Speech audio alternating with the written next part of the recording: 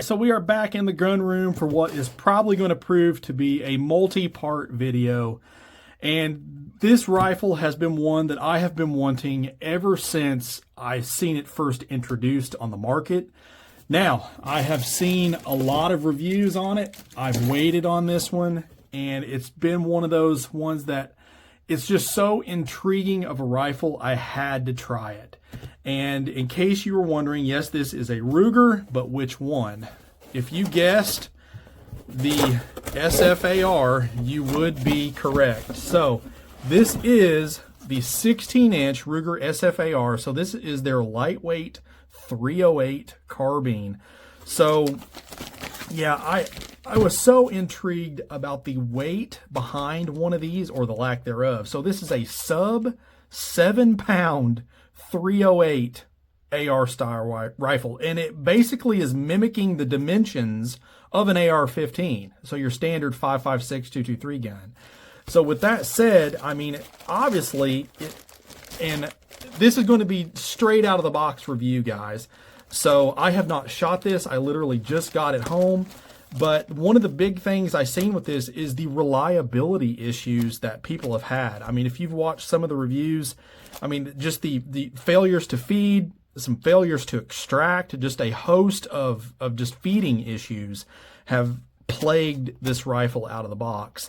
From what I've gathered, it seems to be gas issues. I'm wondering if maybe that was just maybe the first run of these rifles, and we're just going to kind of try it and see what happens. However, I'm going to take it directly out of the box. We're going to stick a prism optic on it and just get some reliability testing. See if this thing is actually going to function just directly out of the box. So take the package off of it here.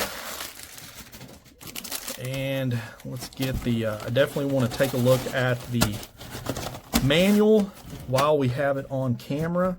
It does come with a 20-round PMag, so that's pretty sweet right out of the box. You don't have to source an additional mag.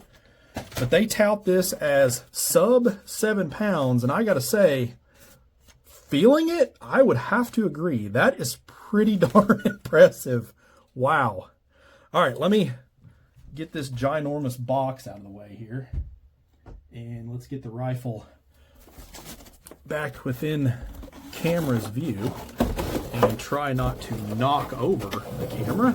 That might be easier said than done. All right, we got it.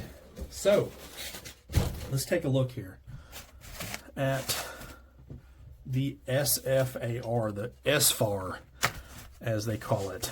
So this is a short frame auto loading rifle. So again, mimicking that of a 5.56 gun. So I brought out one of my regular 5.56s that I'm currently getting ready to start testing, so we can get some size comparisons of this unit as it compares to this 308. So as you can see, I have not even took off the accoutrements from the factory. So very cool. So overall, initial impressions, it's definitely lightweight, guys. No question about that at all. Check out the barrel. The barrel profile seems to be very adequate. It is not a pencil barrel. I'm not going to go hot and heavy into the features, because I mean, that's been done more than once by a number of different people, probably better at making videos than me. But just to kind of give my, I guess, my initial impressions of the gun, it's it definitely seems well built. The handguard, I do like the handguard. To me, I don't mind having this rail section up here omitted. I think it gives a good placement for your hand. I don't run night vision or anything like that, so I don't need the rail space. This does include a 4-position adjustable gas block, which it's got an off position, a number 1 position for suppressed, 2 for normal shooting, and then number 4 is for adverse conditions, as they say. Now, I'll be honest with you, I don't know if I'm going to run this suppressed or not. I would like to, but the only suppressor that I have for 30 cal is my Phantom, my YHM Phantom, and it is a large suppressor. I mean, it's like, it would probably add, oh gosh, probably that much more length to it, not to mention having to swap out this brake. So I don't know. I kind of think it's a little counterintuitive of the package if I go throwing on that ginormous suppressor that I have. But I've seen a lot of guys shoot these suppressed. I know Hoplifile, he did a full write-up on this gun, and he ended up having to change a number of things about the gas system to get it to run reliably through all of his conditions, with it being suppressed, non-suppressed, different ammos, so on and so forth. And first of all, I don't feel like going through all that. I think a rifle should run out of the box as it's set up to be. But maybe later on down the road, I'll throw one of my QD mounts on it and just to see if it will function. But my main goal for this is just to see if it's going to work and to get a baseline accuracy test on it. You know, again, this is just a carbine. This is not a bench rifle. It's not even a SAS. It is not a sniper system by any stretch of the imagination. It is what I would consider a battle rifle. I mean, to be honest with you, the thing that kind of got me from the beginning was, you know, most of your AR-10s, your AR-308s, you can get and build, you know, your 16-inch gun, but it is still stupid heavy, well over 10 pounds. And that's if you go with the lightest stuff imaginable and not very big of a magnified optic. So to find one in this realm of weight, with the features still being in 308 and being able to use a standard capacity magazine, is extremely appealing. I'm not going to lie. So just from face value, it looks like they have taken an AR-15 lower and just expanded the mag well just enough to where it will accept the giant DPMS style magazine. So good on them for that. I will definitely roll in a you know, like a steel shot. I want to compare this bolt to like a normal AR-15. Now, I can't take it apart and stuff on video thanks to YouTube. However, I do want to reel that in just so you all can see the different comparison between the two. However, I do have AR-15 here, which I do want to compare just for the sake of comparison. So here is this. Let me buzz the camera out a little bit here so you can kind of get a better idea of what's going on. But 5.56 here in my hand, SFAR laying on the bench, and you can see, I mean, it is pretty dang close to the same dimensions overall that is. So let's get a weight on this. So they tout sub 7 pounds. So let's see if that is accurate. So let our scale warm up again here. I got 6 pounds, 11 ounces on my scale for the SFAR. Now let's go ahead and, just by way of comparison, since it's on the bench, this AR-15 project here. So it's 6 pounds, 2 ounces. So the AR-15, the 5.56 gun, is still a little bit lighter, just a little bit. But again, you know, look at the size comparison between the rounds. So I don't think that is I don't think that's bad at all, to be honest with you. That's actually pretty darn impressive. So, you know, essentially what they've done is they've come out with, you know, the everyman's POF, basically. I mean, the POF was the one that basically invented the kind of the lighter weight 308. And they kind of ran off with it. However, they are not cheap, guys. But this one you can actually afford. So, I mean, that's really neat. I mean, they even threw in a gas key, you know, the hex key there in the pistol grip, so you can adjust your gas system if you need to. Now, I do know that in the book here, so I believe it says there is about a 200 round break-in period. Now, for the sake of time, I'm not going to go through every single page on this. However, you know, I guess to get a really good idea of where this thing really sets as far as, you know, reliability goes, you'd have to get at least close to that round count. Because if it's published in their book, which, like I said, I have heard that, but I have not I have not seen it published. So now, granted, this is the first time that I have ever laid my eyes on this rifle. So if you all have before and you know the exact page, if I don't end up finding it, you know, definitely comment down below and let us know. But it would stand to reason. I mean, most rifles do have a bit of a break-in period. Now, with that said, 200 rounds of 308 is pretty significant. Now, I will say this thing does have dual extractors. So, I mean, the face value, it does seem like they have built this thing right. But it's just had some issues with that of the gas system. So, it's just kind of a bummer. But, you know, kind of gives you an idea of how to adjust the gas. Now, I think from the factory, this is set on position 2, I believe. So there's 3, there's 1. So yeah, it is set on position 2 from the factory. And as I mentioned, yeah, so 1 through 3, 1 being the smallest, 3 being the largest. Use the smallest gas port setting that reliably cycles the action.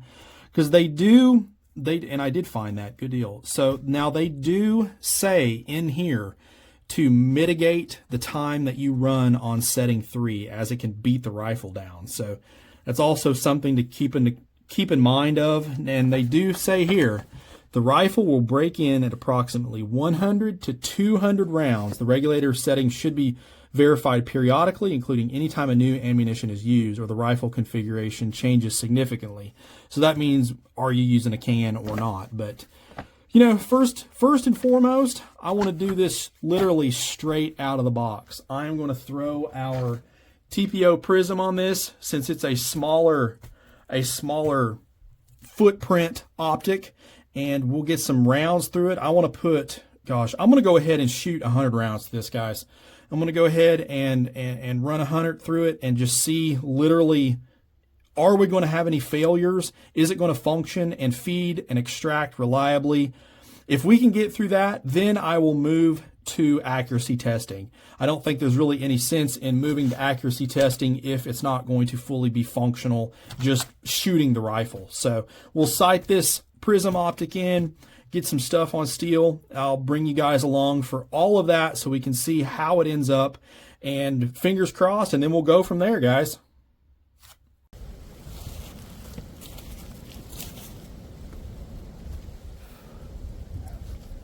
All right, so I do apologize for the wind. As I've mentioned before in other videos, I shoot in all types of conditions, and today is no different. Here in southern Indiana, it has decided to snow. It's decided to rain a little bit. We've got some wind, we've got some sun. You pretty much get whatever here, but today we are, that's not good. All right, so I do apologize for the wind. As I've mentioned in other videos, I shoot in all types of weather conditions, and today is no different here at the Hyde. Southern Indiana, you really have no idea what you're going to get day to day. It has snowed, it has rained a little bit, we've got wind, now the sun's out. But we've got the Ruger SFAR out here, and we are going to put some rounds right out of the box. So I'm actually sighting in the scope. This will be literally the first round shot out of this gun. I want to make sure that it's actually going to function before I even decide to put it back on the bench for some precision and accuracy testing. So let's see if we can get this sighted in, and we'll kind of go from there.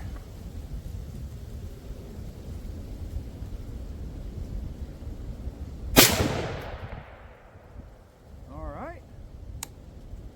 Well, that one fed. So let me grab my other scope here. My cheap spotting scope. My eyes just aren't quite what they used to be, guys. Ah, actually, that's pretty close. So we're just barely off the center target there, so not bad at all. Let's see what that does for us. Next one here.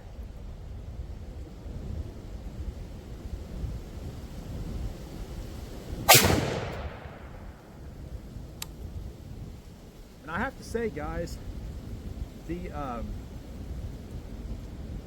a little too far left.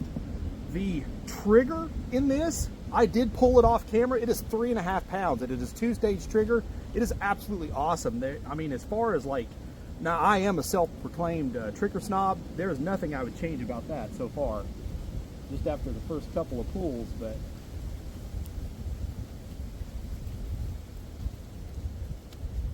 let's see what that does for us here, guys.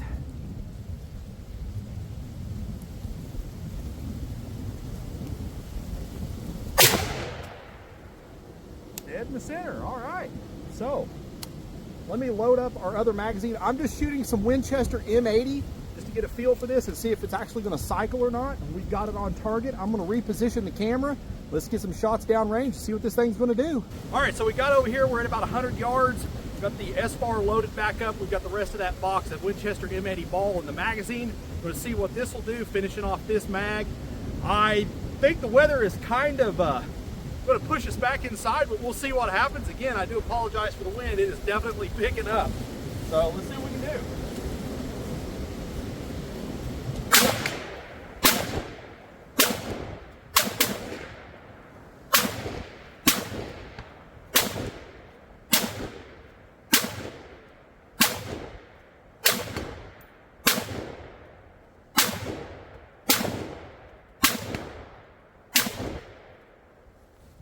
Ate those up, guys. All right, so that was the Winchester M80. Here's a full magazine of Federal 150 grain, the Power Shock stuff, blue box. Let's see what happens with it.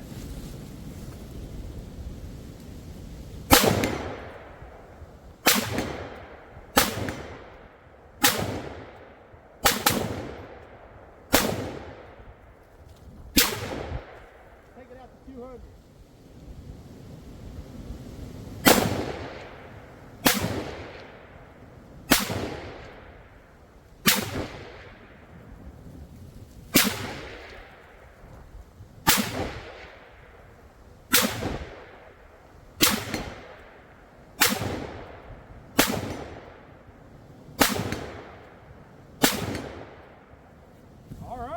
It ate those up too, guys.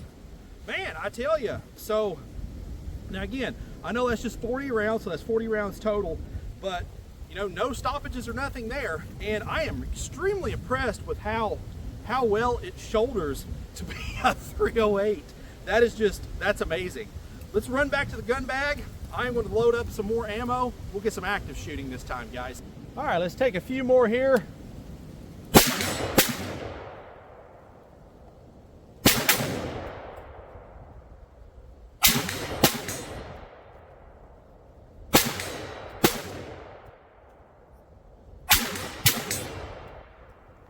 Eat them up, guys, I tell you. So off camera, on camera, in between moving around here, we've got right at about 100 rounds through this thing, and I've not had any malfunctions. Now, like I said from the beginning of this video, I have left it strictly on position number 2. I have not changed the gas setting. I have not put a can on it. I have not done anything out of the way other than throw in factory loaded ammunition and pull the trigger. So with that being said, I think it has proven itself to move over to the accuracy bench, and we'll see if this thing will post a few groups. That was one of the other hiccups that I'd seen on this rifle, is that accuracy was kind of nyeh. So let's shoot some 5-shot groups. We'll take it out to 110 yards, put it on paper, and see what it'll post.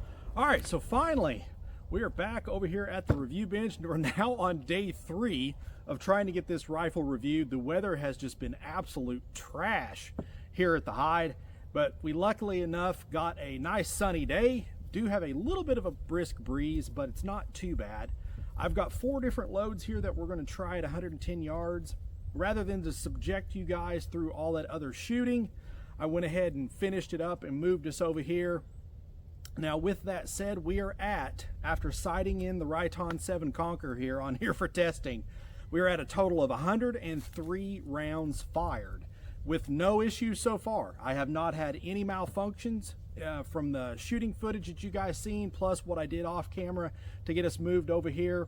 There has been no problems at all. So we're going to start off with 5 rounds of the 150 grain blue box Federal Power Shock, 110 yards, 5 shots. and then after that we'll let the barrel cool, and then we'll progress all the way down. So fingers crossed. Like I said, this was one of the other main issues that guys were having out of this rifle, was it really wouldn't post a group. We were talking, I've seen anywhere from about 4 to 5 MOA out of one of these rifles. So I'm hoping that we can definitely do better than that, but stand by, we'll find out. So first round's up. See what happens.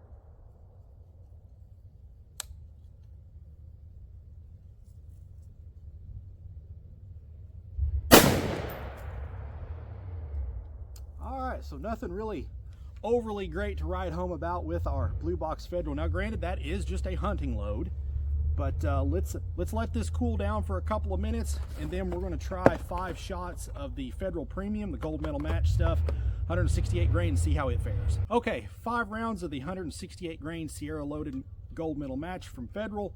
Let's try 5 of these downrange and see if we can get a group. All right, stand by, guys. You can follow along in the shot cam.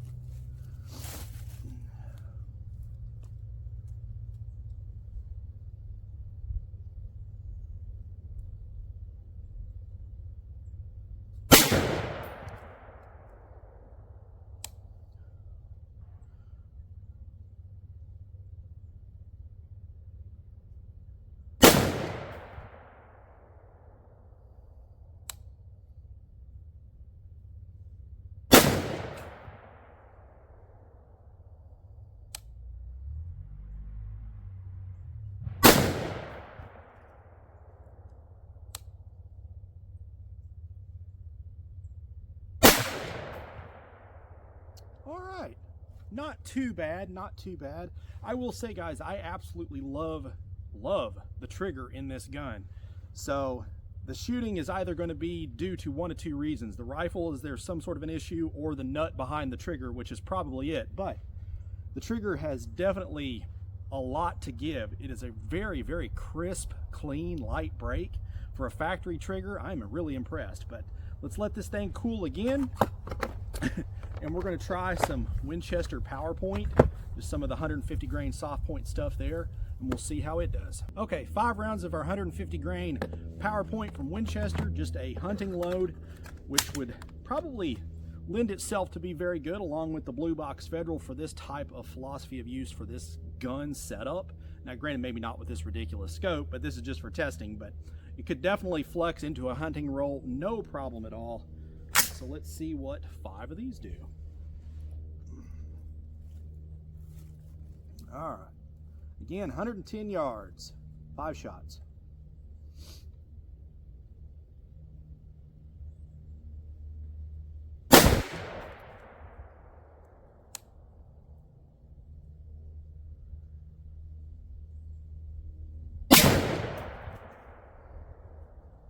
All right, good old power shot, or PowerPoint.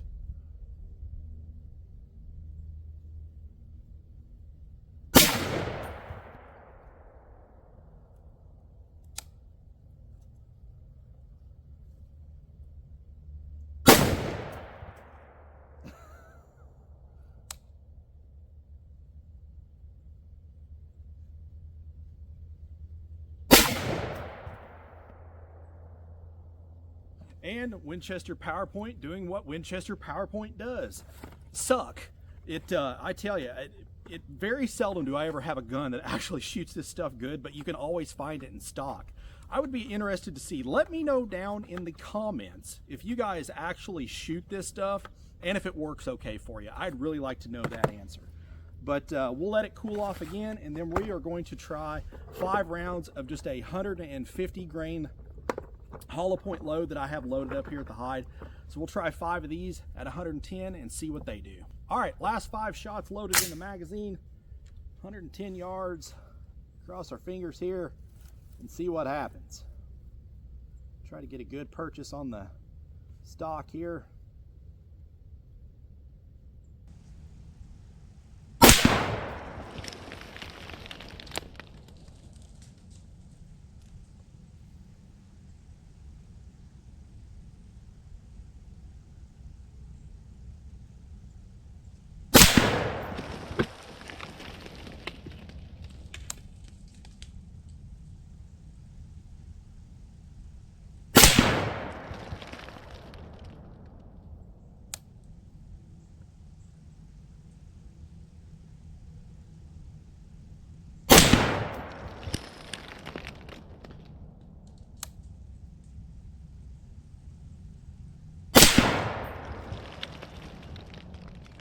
Okay, so, oh, that one went way crazy, didn't it? My goodness.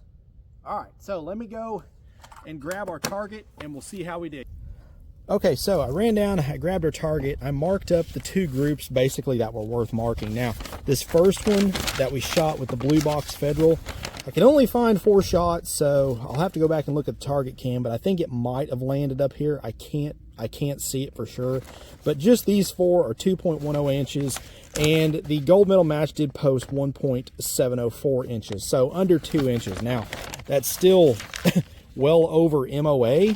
The other 2 loads, so PowerPoint is, you know, it's PowerPoint. I mean, it is what it is, but that's basically, what, about a 5-inch spread, 4.5 to 5 inch.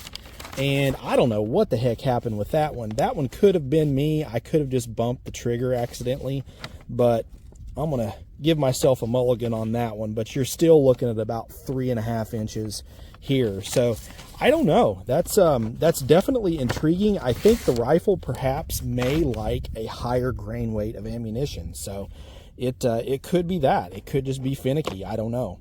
But let's go back over to the bench and we'll get some final thoughts on this rifle and finish out this review. All right, so final thoughts on the Ruger SFAR, the 308 small framed auto loading rifle. So a couple of things here that I've noticed from shooting this. Now, the first thing that I do want to point out is that with the shooting on the paper, we are now at 123 total rounds fired with no malfunctions. So I think that does need to be said. And now granted, we did not shoot this suppressed. I did not mess with the gas regulator. I didn't do anything of the sort. I just ran the rifle as it came out of the box, put ammunition in the magazines and let it eat. We did only use the Magpul PMags, the 20-round PMags. They worked, so I didn't see any reason in using other magazines. Now, I did use the small ACS magazine for shooting off the bench, but 95% of the testing was done with the 20-round PMags. They worked flawless, no issues at all.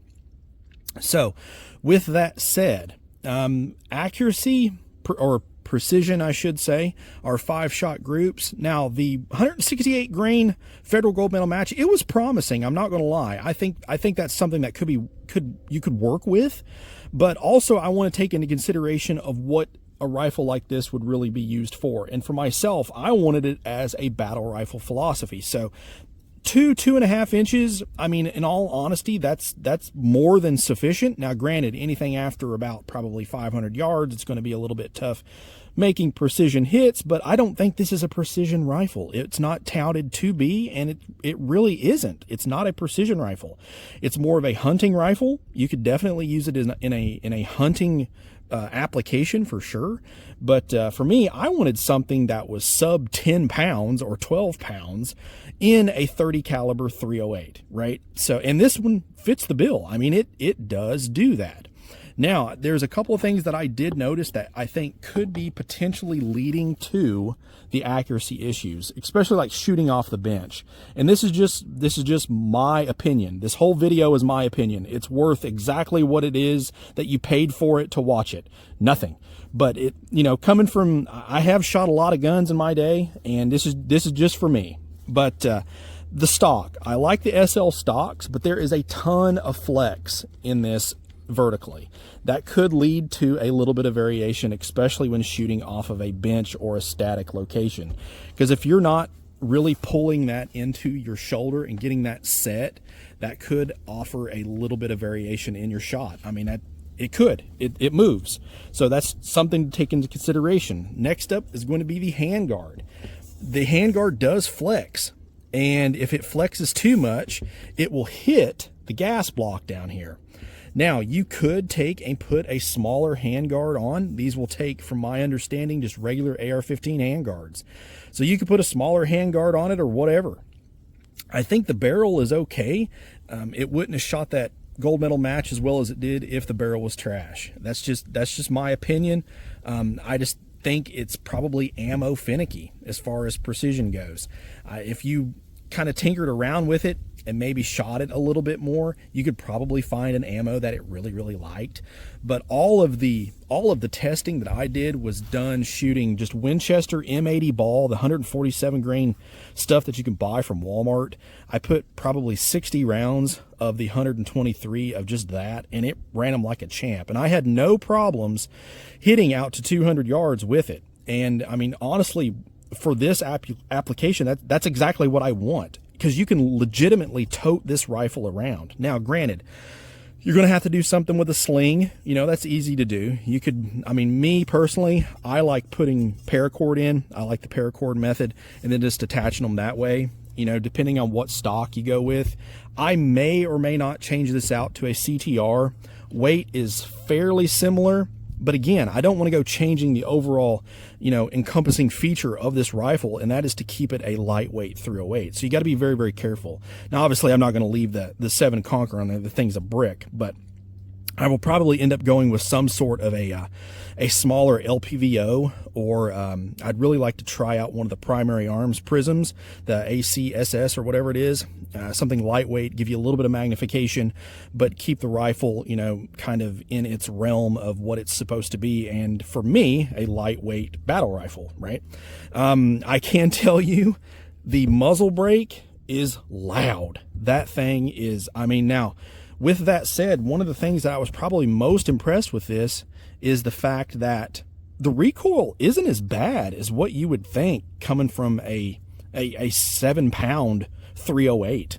I mean, it's really not that bad. I was honestly really concerned. I figured this thing was going to be a shoulder pounder, but it's not. It's not really that bad. And I would assume partly because of this muzzle brake. Now, like I said, it does work, or it seems to work, as compared to some of the other guns I've shot in the past. But man, it is loud, very loud. I don't know if I will change this out. I may, I'm not sure, just to go for a flash hider and maybe just see the difference between the two. I mean, you can always put it back on later, so I mean, it's not like you're completely ruining the rifle if you take it off. So, but you know, overall, you know, take this review for what it is. I do, however, so far, I'm not going to make my mind up. I do want to do some more shooting with this and get some more rounds, because I mean, we've only shot 123 rounds, but you know, for me, that's quite a bit of money to put into one review. So, but overall, I'm fairly happy with it. It is reliable. It does go bang when you pull the trigger, and that's honestly one of the #1 things that you could ask for out of a gun. I mean, if it doesn't shoot, you know, accuracy or precision is kind of moot at that point if you don't have any lead leaving the barrel. So, you know, kind of take that for what it's worth. But I think they did a good job with it. It's just, I don't know if I honestly will put my suppressor on it. Like I told you guys on the up in the gun room, you know, my 30 cal suppressor is a Phantom Light Tactical, and it's huge, which would completely defeat the purpose of this rifle 100%. So I don't really see a point in doing that. So I don't know. I think a lot of the problems coming from this rifle is the gas system. And I'm just wondering if I don't mess with this, if it will stay 100%. So that's something that we're just going to have to wait and see.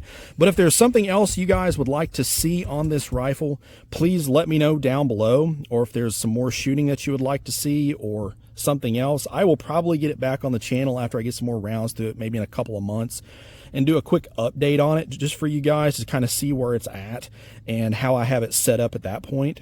But if there's anything else, let me know. Please like, share, and subscribe, guys. I definitely cannot do the channel without you. All the support and comments and likes and all that stuff is extremely appreciated. Don't forget to check out Rumble. I'm going to start posting some more stuff on there the first of the year that I can't post here on YouTube. So that should be pretty fun. But as always, guys, shoot straight. Later.